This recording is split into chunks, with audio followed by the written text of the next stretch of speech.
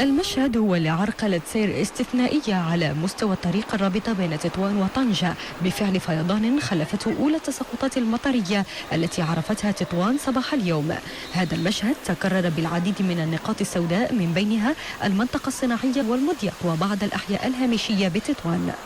ما عمري شفت انا الماء بحال هكا، نصحابو غاديين في البحر كاع. الطوموبيلات عمرو حتى النص، كلشي الناس تسد عليهم بسبب هاد الفيضانات اللي كاين دابا. ما كاينش حتى بالنسبه للخرجه ديال تطوان. هو الخرجه كاين مملوء، كلشي عاني من اللي خرجنا من المضيق وحنا في هذا المشكل ديال هذا حتى لهذا الرومبوان هذا.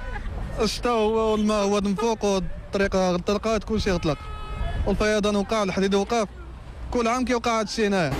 أمطار متواصلة إذن لم تتجاوز ال4 ساعات خلفت هذا المشهد بتطوان، مما يلزم البدء بالإجراءات الكفيلة للحد من الفيضانات خصوصا بالبؤر السوداء وتطبيق برنامج استباقي يواكب التساقطات المطرية ويحد من مخلفتها.